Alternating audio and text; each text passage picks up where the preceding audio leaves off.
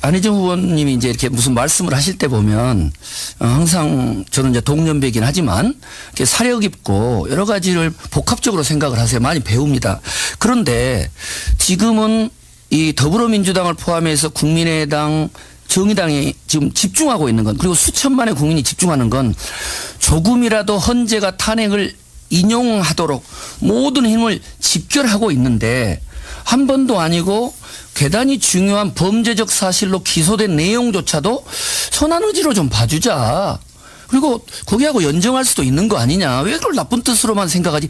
이거는 동네에서 그냥 뭐 여러 가지 인간성 좋은 아저씨가 할 수 있는 이야기이긴 하지만 적어도 대통령 후보로 나온 유력 후보가 이렇게 이야기하는 것은 제가 볼 때는 헌재에 미치는 영향도 상당히 부정적일 수 있다고 생각하는데 이런 부분들은 고려를 안 하셨습니까? 그 선한 의지가 발언되었던 부산대 강연제 동영상 혹시 최 후보님 네, 잘 봤습니다.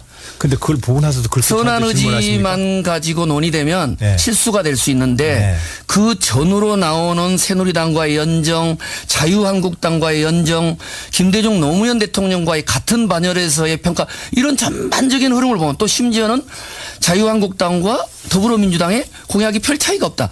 이런 흐름들은 오히려 저는 안 지사님께 여쭤보는 부분은 안 지사님을 전폭적으로 지지했던 후보들이 지금 안 후보님의 정체성이 뭐냐. 정말 더불어민주당의 후보로 나갈 수 있는 거냐.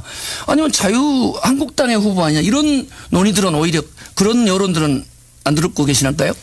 지금 대연정 즉 의회와의 대통령과의 좀 더 협치 수준을 높이는 것이 이 현재의 헌법이 작동 가능한 유일한 길 같습니다. 그러나 연합정부를 구성하더라도 국가개혁과제를 넣고 정당 간에 치밀한 논의를 해야 합니다. 그리고 그것이 민주주의 정당 정치의 원리에 맞습니다. 이 말씀을 좀 드렸던 것이고요. 네. 그것 자체를 우리 최성 후보님도 잘 아시겠지만 저는 이 당에서 30년 동안 이 당을 지켜온 사람입니다. 모든 선배님들이 탈당을 하고 철새 정치를 할 때도 이 당에 남았습니다. 네, 심지어 당에서 네. 감옥을 보내도 책임지고 감옥 갔다 왔습니다. 네. 그런 저에게 제가 이제 와서 무언측한 철새 정치 같은 네.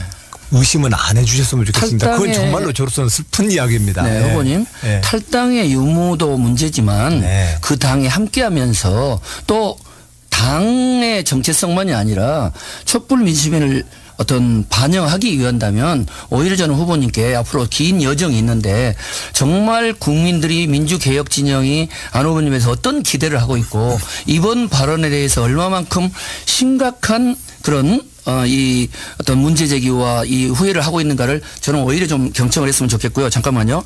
그래서 제가 우리 안 후보님한테 공개적으로도 그렇고 후보 캠프로도 그렇고 10개항의 질문을 드렸어요. 왜냐하면 여기는 시간이 짧기 때문에. 그런데 혹시 제가 이 대연정 관련해서 공개 질의한 내용 못 보셨나요? 10개항에?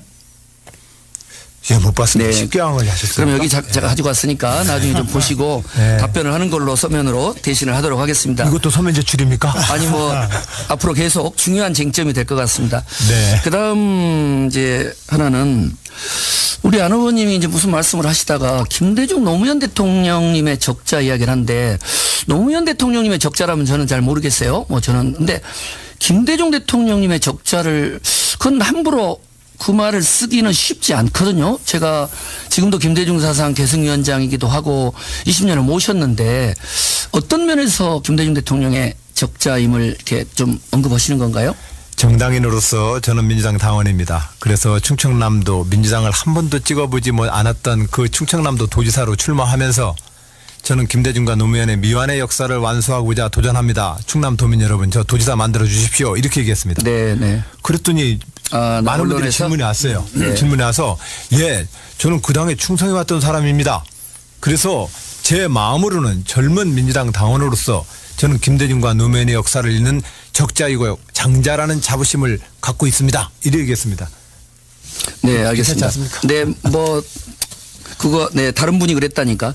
하나 더 여쭤보면 이 사드 배치 관련해서 지금 이제 아주 뜨거운 관심이 일고 있는데 안희정 후보께서 아까 조금 전에 이야기했던 그런 연정의 맥락에서 박근혜 정부의 창조경제도, 이명박 정부의 4대강을 포함한 녹색경제도, 계승하겠다. 그러면서 사드 배치조차도 일찍 존중하겠다 했단 말이에요. 그런데 이 사드 배치 문제는 국회 비준동의 문제가 쟁점인데 국회 비준동의를 해야 되는 거 아닙니까? 어떻게 생각하십니까?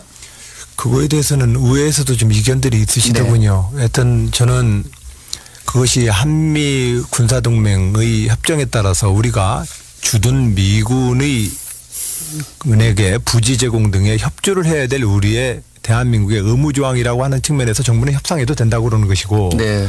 의회나 우리 문제제기는 그것은 심각한 주제이므로 의회에 비준을 좀 받아야 된다라고 얘기하셨지 않았습니까? 그런데 여기서 이제 흥분스러운 점은 네. 김대중 정부와 노무현 정부에서 이와 유사한 여러 가지 협정들은 네. 다 국회 비준 동의를 밟았어요. 네. 그럼 저는 적어도 DJ 노무현 대통령의 적자임을 내세우는 안희정 후보님이시라면 이런 사안이 나오면 그냥 현 박근혜 정부가 그냥 사고 쳐서 한 거니까 잘못됐지만 그냥 나는 인정한다 이럴 게 아니라 국회 비준 동의 여부에 대한 좀 꼼꼼한 검토도 좀 하고 신중하게 이야기를 해야지 온 국민이 사드 문제나 이런 FTA 문제에 대해서 중요한데 그런 것들이 너무 좀 한쪽으로 치우치지 않느냐 이런 생각을 되고요. 이 정도로 우리 안 후보님 질문 드리고 우리 이재명 후보님한테 좀 질문 좀 드릴게요. 감사합니다.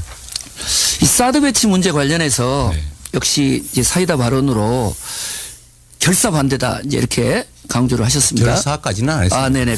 네, 정확, 네. 이제 분위기가 어떻든 뭐, 네, 또 반대하는 분들이 또 너무 저기했다. 그러면서 이제 또 최근에는 한반도 미사일 방어 체계가 완성되면 사드를 철수할 수 있다 이랬다가 이제 오늘 또 다시 입장은 변화가 없다 이렇게 이야기를 했고요. 또 주한미군 철수할 각오를 하더라도 그에 맞춰 국방정책을 수립해야 된다 이런 말씀을 하셨는데 저는 우리 뭐 이재명 시장님 경기도에서 이제 자주 뵈서 스타일을 너무 잘하는데 네. 아까 이제 재벌 논의 때도 그렇고 이런 사드 문제 이런 것은 이렇게 종합적으로 우리의 북핵 문제 또 트럼프 행정부와의 한미 동맹 문제 또 여러 가지 이 사드 문제가 가져다줄 중국과의 관계 그러면서 사드에 대한 해법도 좀 나오고 주한미군 철수도 이런 문제가 나와야 되는데 이렇게 촛불 광장에서 하시듯 이렇게 사이다 발언을 하게 될 경우는 사실 이것이 가져다줄 파장이 대단히 크다고 보거든요. 그래서 저는 사드 문제, 북핵 문제 그리고 지금 우리가 처한 동북아에서의 안보, 평화 그리고 번영 이런 데 대한 우리 이재명 후보님의 구상이랄까 그게 어떻게 됩니까? 일단 사드 문제는 이 반도국가 또 약소국가 입장에서 자주적 균형 외교라고 하는 대원칙에서 벗어나서 한미일 군사동맹으로 중국을 봉쇄하려는 미국의 군사 전략에 대한민국이 동원되는 천병으로 역할하는 그런 문제입니다. 이것 때문에 사드 때문에 만약에 대한민국의 안전보장이 좀 더 도움이 된다면 왜 반대하겠어요. 실제로 아시는 것처럼 미국의 군사적 이익에는 부합하지만 이것 때문에 중국이 대북 핵 개발 또 미사일 억제를 위한 국제 공조에서 뒤로 빠지고 있고 그래서 북한이 여유를 찾고 또 예를 들면 미중 간 군사 충돌까지 우리가 걱정해야 되고 네. 또 경제적으로 어렵고 이런 네. 여러 가지 문제들이 있기 때문에 이 문제에 대해서 원칙으로 돌아가서 그냥 잘못 꿰어진 첫 단추를 해결하지 않으면 미봉할 수가 없다. 나는 그 말씀을 드리는 겁니다. 나중에 또 하나만 더 추가하면 네. 제가 입장을 바꿨다고 하는데 저는 그건 전혀 아니고 네, 언론에서도 그렇게 그 질문은 실제 배치된 다음에는 어떻게 하겠느냐라고 했을 때 다른 대안을 만들어서라도 알겠습니다. 철수시켜야 된다 이렇게 말씀드렸던 거예요. 네. 문재인 후보님, 많은 질문에 답변의 기회를 주셨는데 저는 짧게 해서 죄송합니다. 뭐 이해해 주시고요. 사드 문제가 더불어민주당이 집권하는데 대단히 중요한 과제인데 저도 참 많은 고민을 했는데 이런 해법을 제가 제안을 드리고 싶은데 어떻게 생각하시는지 우선은 논란이 되고 있는 사드 배치에 대한 국회 비준 동의 여부를 헌재에게 법적 판단을 좀 당이 요청했으면 좋겠어요. 그리고 둘째는 새 정부 출범할 때까지 기다리지 말고 후보님은 못 가신다 하더라도 어떻든 추미애 대표를 포함한 초당적인 방미단이 꾸려져서 사드 문제를 포함해서 한미 FTA 문제 또 여러 가지 주한미군 분담금 문제 이런 데 대한 어떤 포괄적인 이 미 행정부와의 어떤 이 일괄 타결 시도가 필요하다고 보고요. 동시에 그 이후에 중국과 미중 간의 갈등을 우리가 중재함으로써 정부는 너무 지금 레버리지가 없단 말입니다. 그런 점에서는 더불어민주당이 중심이 된 이런 김대중 대통령식의 포괄적 일괄 타결 해법 이런 걸 좀 적극적으로 추진할 용의는 없으십니까? 예, 뭐 공감합니다. 그러기 위해서 사드 배치 문제를 다음 정부로 넘겨야 한다라고 요구하고 있는 것이고요.